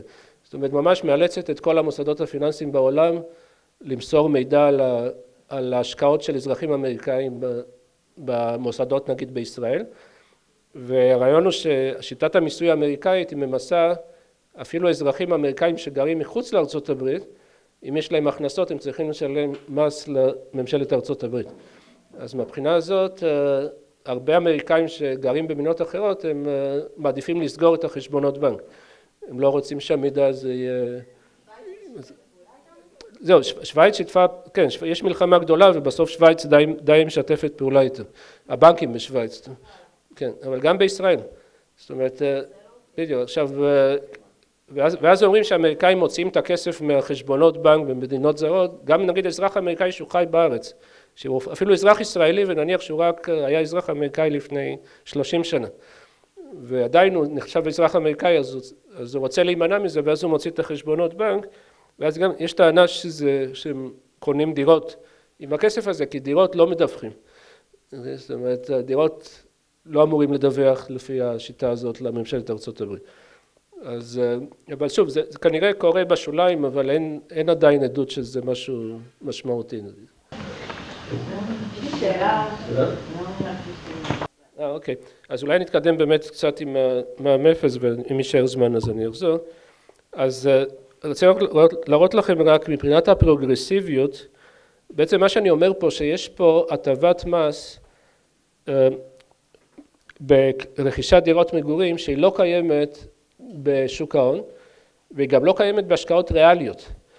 זאת אומרת, מי שקונה מפעל והוא מייצר דברים, ויש לו רווחי הון והכנסות שוטפות, הוא משלם על זה גם מס מלא. ומי שמשקיע בשוק ההון, גם משלם מס מלא. אז הדבר הזה קיים רק בדירות, כאילו מעודדים אנשים לרכוש דירה ונותנים איזשהו סבסוד לבעלי דירות. עכשיו, כשאני מסתכל על החלוקה של הדירות, או של הבעלות על דירות, אנחנו אומרים, טוב, לכולם יש דירה. זה לא נכון, לא לכולם יש דירה. אנחנו רואים שבממוצע 69% מהאנשים יש דירה בבעלות, אבל זה לא שוויוני. זאת אומרת, כשאתם מסתכלים לאורך העשירונים, בעשירונים הנמוכים, הבעלות היא הרבה יותר נמוכה. עכשיו, מעבר לזה, השווי של הדירה הוא גם כן לא שוויוני. זאת אומרת, כשאתם מסתכלים מה השווי הממוצע של דירה בעשירון העליון, הרבה יותר גבוה מאשר בעשירון התחתון. גם בגלל המיקום הגיאוגרפי, אבל גם בגלל גודל הדירה וסוג הדירה והכל. ואם מכפילים את הראשון בשני, זאת אומרת, את האחוז הבעלות עם השווי הממוצע של דירה, אז בעצם מקבלים את השווי הממוצע לנפש. כן, או לשווי הממוצע למשק בית, כולל שאין להם דירות, אז זה הגרף הזה. אז אנחנו רואים שזה בעצם השווי של הדירות שנמצאות בבעלות העשירון העליון, זה פי 7 מאשר בעשירון התחתון. אז כל דבר שבעצם אומר, בוא נעזור לבעלי הדירות, או בוא ניתן איזשהו סבסוד שמגיע לבעלי דירות, הסבסוד הזה מגיע פי 7 יותר לעשירון העליון מאשר לעשירון התחתון. עכשיו, האי שוויון הזה הוא יותר קטן מאשר בהכנסות, למשל, הכנסות השוויון יותר גדול, האי שוויון עוד יותר גדול, בהכנסות מהון ועבודה. אבל למשל, זה הרבה יותר אי שוויוני מאשר צריכה. זאת אומרת, הצריכה היא הרבה יותר שוויונית. זאת אומרת, העשירון העליון מוציא יותר מהעשירון התחתון, אבל לא פי 7. אוקיי? אז מה שזה אומר, שאלה מה האלטרנטיבה למס הזה? הפטור ממס הזה שנותנים לדירות מגורים, למס רווח הון ומס דיבידנדים, אוקיי? השאלה מה האלטרנטיבה, אבל אם האלטרנטיבה הייתה מס ערך מוסף למשל, שחל על הצריכה, אז אם היו מחליפים את הפטור הזה בהקטנת המע"מ, זה היה כמובן מוריד את אי השוויון בצורה משמעותית. ואם היו לוקחים כמובן את זה ומגדילים את ההוצאה, אז זה היה עוד יותר, אני לא מציע לעשות את זה, אני לא מציע להגדיל את ההוצאה, אבל אם זה היה מגדיל את ההוצאה הציבורית, אז האי שוויון כמובן היה קטן הרבה יותר. אבל אני אומר, בואו לא נלך כל כך רחוק, אלא נלך למצב שאפשר להשתמש בכסף הזה כדי להוריד מע"מ למשל. עכשיו ניסיתי לחשב כמה שווה הפטור הזה של ה-25% על מס רווחי הון ומס דיבידנדים, זה בערך 8 מיליארד שקל בשנה. זאת אומרת, אם הממשלה הייתה יכולה לגבות את כל המס הזה, הייתה יכולה להוריד בערך 1.5% מע"מ, או כמעט בין 1.5% ל2% את שיעור המע"מ. עכשיו, במקום זה היא מעדיפה לתת את הפטור הזה. עכשיו, זה המצב הקיים. עכשיו, לדעתי, אם שואלים מה אפשר לעשות כדי לבלום את העלייה, הרי כמו שאמרנו בהתחלה, יש בעיה שבטווח הקצר ההיצע קשיח. אם ההיצע קשיח ויש עודף ביקוש, אז המחירים עולים. ואז השאלה איך אפשר לגרום בטווח הקצר שהמחירים לא יעלו. התשובה הכלכלית הפשוטה היא שאם אי אפשר להשפיע על ההיצע בטווח הקצר, האפשרות היחידה היא להקטין את הביקוש. לגרום לאנשים לרצות פחות לקנות דירות.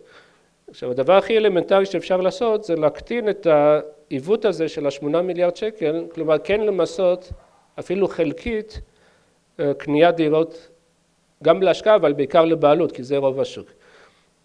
אז אם הייתי יכול למשל לשים מס רווחי הון על דירות בבעלות, גם על דירה ראשונה, כנראה שזה לא... בוא נגיד, אני רוצה לדבר שנייה על ההצעה הזאת. ההצעה שלי הייתה למשל לשים מס רווחי הון על כל הדירות, כולל דירה ראשונה. אז מי שקונה היום דירה, הוא יודע שאם בעוד 10 שנים הוא ימכור אותה ויש שם רווח, אז הוא ישלם 25% ריאלי על המס על הרווח, כמו שעושה במניות או באגרות חוב. אבל יותר מזה, בדרך כלל המיסים האלה שמכניסים אותם, תמיד מבחינה חוקית גם בעבר, הם מכניסים אותם בצורה ליניארית. במילים אחרות, נניח שיש דירה כבר בבעלותי, שהיא כבר בבעלותי נגיד 5 שנים. קניתי אותה לפני 5 שנים. והיום מכניסים את המס הזה, את המס רווחי הון על דירות, ואני מוכר את הדירה עוד 5 שנים, אז יש לי רווח מסוים, נניח 1,000,000 שקל רווח, אני לא משלם מס על כל 1,000,000 שקל, אלא רק על חצי 1,000,000 שקל. למה? כי חצי מהתקופה היה לפני שהכניסו את השינוי הזה בחוק. עכשיו זה מה שעשו גם עם המס רווחי הון שהכניסו בשוק ההון ב-2003. זאת אומרת, אמרו, אם מישהו קנה מניה בשנת 2000 והוא מכר אותה ב-2006, אז הוא בעצם משלם רק חצי מהמס הזה, כי חצי מהתקופה הייתה לפני המס ואנחנו לא עושים מיסוי רטרואקטיבי. אבל מה שזה אומר, שחלק גדול מהאנשים שיש להם היום רווחי הון שנצברו כבר בדירות שהם גרים בהם, יהיה להם אינטרס מאוד גדול למכור אותם, כדי להיפטר מהרווח הצבור בדירה. זאת אומרת, יהיה לחץ גדול של מוכרים שירצו למכור את הדירות, במיוחד דירות שהערך שלהם עלה הרבה בשנים האחרונות. אז מהבחינה הזאת זה היה מביא לשוק הרבה מאוד דירות בזמן קצר, וזה היה יכול להוריד את המחיר בצורה דרמטית או יפה, ממש בהתחלה, חוץ מזה שזה היה מקטין את הביקוש לקניית דירה, כי אז אתה צריך לשלם מס רווח הון בעוד 10 שנים, אז זה היה פועל גם להגדלת ההיצע וגם להקטנת הביקוש, וזה היה יכול באמת להוריד את המחירים, וגם היה מקטין את העיוות הזה שקיים במערכת המס. זה היה גם מקטין את אי השוויון, כי כמו שאמרנו, הפטור הזה הוא רגרסיבי, וזה גם היה תומך בצמיחה, כי אם אנשים ישקיעו פחות בדירות ויותר בשוק ההון ובהשקעות ריאליות, אז זה יתרום לצמיחה. אז זה הניתוח שלי. הצעד של המע"מ אפס הוא בעצם מכל הבחינות האלו הוא עושה בדיוק ההפך, בדיוק, זאת אומרת לוקחים אחד זה בדיוק ההפך, זאת אומרת הוא מגדיל את הכדאיות של השקעה בדירה, הוא מגדיל את הביקוש לרכישת דירות, הוא גורם לזה אין שום תמריץ, אנשים שהתלבטו האם לקנות דירה או לא לקנות דירה, הם עכשיו יהיה להם יותר כדאי לקנות דירה, אנשים שחשבו להם לקנות דירה קטנה, כדאי להם לקנות דירה יותר גדולה כדי לנצל את מלוא הטבה, וכל מה שזה עושה זה מגדיל את הביקוש. עכשיו, הוא גם גורם לזה שיהיו פחות דירות להשקעה, כי בעצם גורם לזה שיותר דירות יהיו דירות לשימוש עצמי. עכשיו, מה שראינו כאן שבעצם הבעלות על דירות בארץ היא 69%, זאת אומרת, זה מספר, הוא לא הכי גבוה בעולם, אבל הוא די גבוה, כן? זאת אומרת, 69% מהאנשים גרים בדירה שלהם. זה לא שיש פה אחוז מאוד גבוה של אנשים שגרים בסחירות, והממשלה רוצה מכל מיני סיבות לשנות את שיווי המשקל הזה. אבל נניח שהממשלה החליטה שהיא לא רוצה 69%, היא רוצה 90%. היא רוצה שכל האנשים יגורו בדירה שלהם ולא בסחירות, מכל מיני סיבות שאני לא יכול לחשוב עליהן, אבל נניח שכן. סיבות, לא יודע, ציוניות, לאומיות, נניח שהם חושבים שזה יותר טוב. אני אומר, גם אם עושים את זה, התזמון הכי גרוע לעשות את זה עכשיו. זאת אומרת, מכל התקופות שיכולתי לחשוב עליהן בעבר ובעתיד, הרגע הכי פחות מתאים לעודד אנשים לרכוש דירה למגורים לשימוש עצמי זה עכשיו. כי אז זה רק יגרום לעלייה נוספת בביקוש לדירות. עוד לא דיברתי על כל הנושא של הפגיעה במערכת המס, אולי כן חשוב להגיד על זה שתי מילים. בישראל יש לנו 3 פטורים במערכת המע"מ.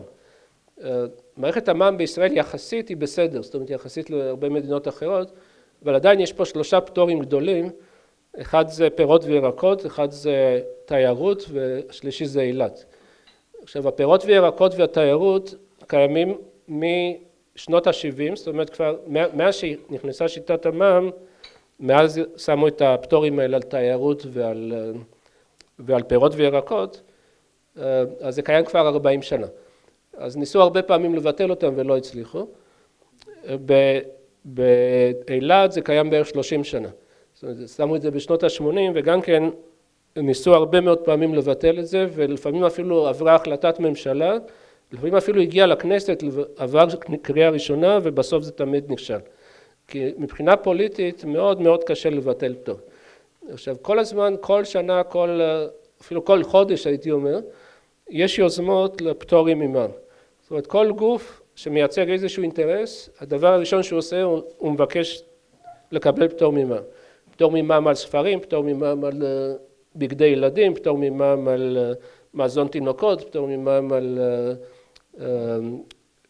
על עיתונים, על כל דבר שחושבים שיש לו, על תרבות, על מופעי ספורט, וכל דבר שחושבים שהייתי רוצה לעודד את זה, ואני לא יודע, אין לי תקציב, אין לי אפשרות להגדיל את התקציב או משהו כזה, אז הדבר הראשון שעושים, מבקשים פטור ממע"מ על הדבר הזה.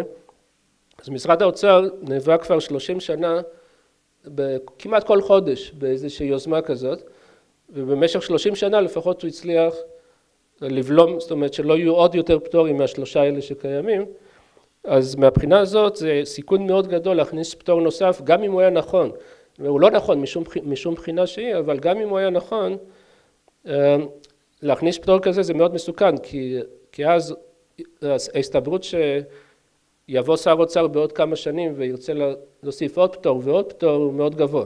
זאת אומרת זה באיזשהו מקום סכר שנפרץ ומאוד קשה יהיה לעצור את זה. עכשיו בואו, עוד 2 דקות אולי אני אגיד משהו ששכחתי, חוץ מכל המגרעות שדיברתי עליהן שבמקרו, המע"מ אפס יש לו מגרעה גדולה במיקרו, כי מה שקורה יש כרגע מספר מוגבל של דירות שהן עומדות בסטנדרטים שנקבעו, זאת אומרת שהן עולות עד 1,600,000, שהן דירות בבניינים ונבנו על ידי קבלנים ויש עוד כל מיני תנאים. אז המספר שלהם הוא מוגבל, וגם ב-2015 הוא יהיה מוגבל, כי גם ב-2016, כמו שאמרתי, יש התחלות בנייה, ואז יודעים מה הפוטנציאל לעוד שנה וכו', אז המספר של כל הדירות האלה ב-2014 ו-2015 ו-2016 הוא מאוד קטן, כנראה שב-2015 למשל מדובר בין 10,000 ל-15,000 דירות. עכשיו מצד שני יש את הזכאים, גם כן יש כל מיני קריטריונים אם שירתו בצבא או לפחות שנה בשירות לאומי וגילאים כאלה ומצב משפחתי כזה, אבל יש כל מיני קריטריונים, אבל המספר הזכאים הוא הרבה יותר גבוה ממספר הדירות, נניח הוא 100,000 ומספר הדירות הוא 15,000. עכשיו מה שקורה במצב כזה, ה100,000 האלה יהיה להם תמריץ באמת לקנות דירה, כי הם מקבלים הנחה של כביכול 18% על מחיר הדירה, זה הרבה כסף. זה 240,000 שקל אם הם קונים דירה של 1.6 מיליון. אז גם מישהו בכלל שלא חשב אפילו לקנות דירה, הוא חי באושר ואושר בסחירות, עכשיו כדאי לו לקנות את הדירה, ואחרי זה להשכיר אותה ולמכור אותה בעוד כמה שנים. אוקיי? אז הוא מרוויח 240,000 שקל, אין לו שום סיבה שבעולם לא לעשות את זה. אז זה לא רק אנשים שחשבו לקנות דירה והתקשרו, אלא גם אנשים שבכלל לא חשבו לקנות. אז זה מגיע ל100,000, 200,000, זאת אומרת, מספרים גדולים. ואז ה100,000 או 200,000 ינסו לקנות את ה15,000 דירות. עכשיו, מה יקרה במצב כזה? זה ברור שקבלן שיכול למכור ל10 קונים אפשריים, שכולם מוכנים לשלם את מלוא המחיר, אין לו שום סיבה לא לנסות לעלות את המחיר. זאת אומרת, הוא בטוח ינסה לעלות את המחיר. ואז הוא אומר, כן, אבל יש פיקוח מחירים. הפיקוח מחירים הוא בלתי אפשרי לעשות את זה בצורה יעילה וטובה, כשאנחנו מדברים על מוצר שהוא לא מוצר הומוגני, זאת אומרת, זה לא לחם אחיד או חלב, אלא זה מוצר דירה, שיש לה מאפיינים, יש לה כיוון, יש לה לובי, יש לה מיקום, יש לה הרבה דברים אחרים שמשפיעים על המחיר שלה. אז אי אפשר לעשות פיקוח מחירים שהמחיר מתאים לכל הדירות באותו אזור. אז מה שיקרה כתוצאה מכך, הקבלנים ימצאו כל מיני דרכים לקחת חלק גדול מה-18%, נניח 12%. ועדיין יהיו הרבה קונים שירצו את ה-6%. הם עדיין יצליחו למכור את כל הדירות לזכאים. אז חלק גדול מההטבה הזאת תלך לקבלנים. החלק שלא ילך לקבלנים, הוא ילך באמת לרוכשים, אבל לאיזה רוכשים? לרוכשים שיכולים להביא את ההון העצמי ויכולים לקחת את המשכנתא כדי לקנות את הדירה. כל הרוכשים האלה הם בעשירונים העליונים. כי בעצם מה שאתה צריך זה גם להביא הון עצמי וגם לקחת משכנתא. אז מי שיש לו הורים עשירים שיתנו לו את ההון העצמי, יהיה להם אפשרות לנצל את זה, מי שאין לו לא יוכל. כשמדברים על החיילים המסכנים שלחמו בעזה ועכשיו חוזרים וזה יעזור להם לקנות דירה, אז זה נכון לגבי החיילים שיש להם הורים עשירים, אבל זה לא נכון לגבי החיילים שאין להם הורים עשירים. או מישהו שיש לו הכנסה גבוהה ויכול לקחת משכנתא ויכול להתחייב להחזר חודשי משמעותי. כל העשירונים התחתונים בעצם לא יקבלו את ההטבה הזאת. עכשיו בדרך כלל הממשלה מנסה לבצע מדיניות שיש לה שתי תכונות מרכזיות, שהיא מגדילה צמיחה ומקטינה אי שוויון. ולפעמים צריך לעשות טרייד-אוף, זאת אומרת משהו שפוגע באי שוויון מגדיל את הצמיחה או ההפך. במקרה הזה הממשלה הצליחה לעשות צעד שהוא גם מקטין את הצמיחה וגם מגדיל את האי שוויון, חוץ מכל הבעיות במיקרו של...